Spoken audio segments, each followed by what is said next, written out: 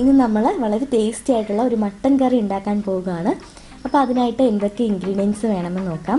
അപ്പോൾ അതിന് മുമ്പായിട്ട് ഈ ചാനൽ ആദ്യമായിട്ടാണ് കാണുന്നതെങ്കിൽ പ്ലീസ് ഒന്ന് സബ്സ്ക്രൈബ് ചെയ്യുക. അതിൻ്റെ കൂടെ താഴെ കാണുന്ന ബെല്ലൈക്കണിൽ ഒന്ന് ക്ലിക്ക് ചെയ്താൽ ഞാനിടുന്ന ഓരോ വീഡിയോസും നിങ്ങൾക്ക് അപ്പോൾ നോട്ടിഫിക്കേഷൻ കിട്ടുന്നതായിരിക്കും. അപ്പോൾ നമുക്ക് മട്ടൻ കറി ഉണ്ടാക്കാൻ പോകാം. അപ്പോൾ അതിനായിട്ട് ഞാനിവിടെ 1 കിലോ മട്ടനാണ് എടുത്ത് വെച്ചിരിക്കുന്നത്. അത് നന്നായിട്ട് കഴുകി വൃത്തിയാക്കി എടുത്ത് വെച്ചിട്ടുണ്ട്. ഇനി അതിലേക്ക് നമുക്ക് ബാക്കി ഇൻഗ്രീഡിയൻസും കൂടെ ആഡ് ചെയ്ത് നമുക്ക് കറി ഉണ്ടാക്കാം. ഈ 1 കിലോ മട്ടന് വേണ്ടിയിട്ട് ഞാനിവിടെ 1/2 കിലോ സവാള ചെറുതായി അരിഞ്ഞു വെച്ചിട്ടുണ്ട്. അതിൻ്റെ കൂടെ 3 പച്ചമുളക്, 1 ടേബിൾ സ്പൂൺ ഇഞ്ചി വെളുത്തുള്ളി പേസ്റ്റ്, പിന്നെ നമുക്ക് തക്കാളി വേണം. തക്കാളി ഒരു 1/4 കിലോ തക്കാളിയും ചെറുതായിട്ട് അരിഞ്ഞു വെച്ചിട്ടുണ്ട്. ഇനി ആദ്യം തന്നെ നമ്മൾ ഒരു പേസ്റ്റ് തയ്യാറാക്കണം. അതിനായിട്ട് നമ്മുടെ സവോളയും ഇഞ്ചി വെളുത്തുള്ളി പേസ്റ്റും പച്ചമുളകും കൂടെ മിക്സിയുടെ ജാറിലിട്ട് ഒന്ന് അരച്ചെടുക്കുക. ഇപ്പോൾ അരച്ചെടുത്തിട്ടുണ്ട്. ഇനി നമ്മൾ കുക്കർ ചൂടാക്കാൻ വെച്ചിട്ടുണ്ട്. അതിലേക്ക് 3 ടേബിൾ സ്പൂൺ എണ്ണ ഒഴിച്ചു കൊടുക്കുകയാണ്. എണ്ണ ഒന്ന് ചൂടായി വരുമ്പോഴത്തേക്ക് 1 ടീസ്പൂൺ പെരിഞ്ജീരകം, 3 ചെറിയ കഷ്ണം പട്ട, 2 ഏലക്ക, 3 ഗ്രാമ്പൂ, ഇതിൻ്റെ കൂടെ 1 ടീസ്പൂൺ ഉലുവയും കൂടെ ആഡ് ചെയ്യുവാണ്.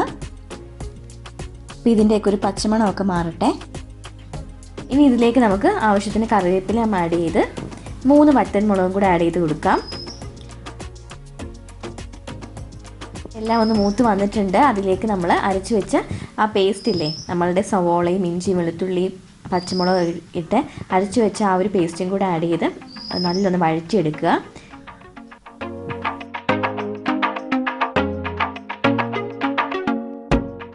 ഇനി ഇതിലേക്ക് നമ്മളുടെ പൊടികളൊക്കെ ആഡ് ചെയ്ത് കൊടുക്കുകയാണ്.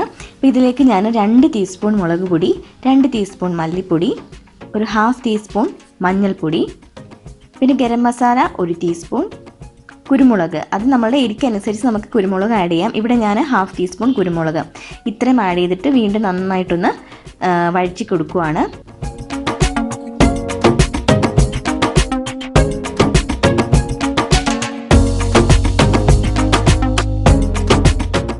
ഇപ്പോൾ പൊടികളുടെയൊക്കെ പച്ചമണം മാറിയിട്ടുണ്ട്. ഇനി ഇതിലേക്ക് നമുക്ക് തക്കാളി ആഡ് ചെയ്ത് കൊടുക്കാം. അതിൻ്റെ കൂടെ തന്നെ നമുക്ക് മട്ടനും കൂടെ ആഡ് ചെയ്ത് കൊടുക്കാം.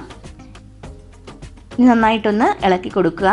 അതിൻ്റെ കൂട്ടത്തിൽ ആവശ്യത്തിനും ഉപ്പും കൂടെ ആഡ് ചെയ്യുക.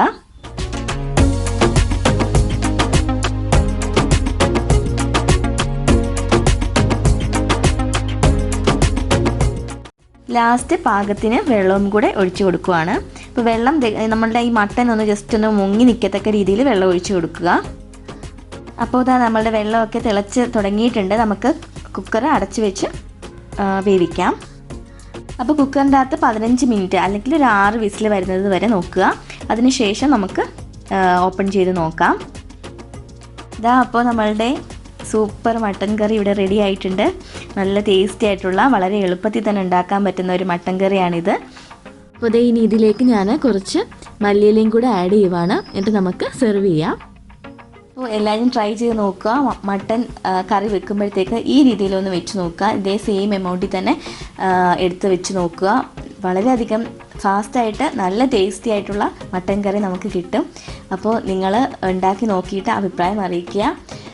അതുപോലെ തന്നെ ഞങ്ങളുടെ ചാനൽ ഇഷ്ടപ്പെട്ടാൽ ലൈക്ക് ചെയ്യുക. അപ്പോൾ ഇനിയും പുതിയ ഓരോരോ വീഡിയോസുമായിട്ട് ഞാൻ എത്തുന്നതായിരിക്കും. അപ്പോൾ ബൈ.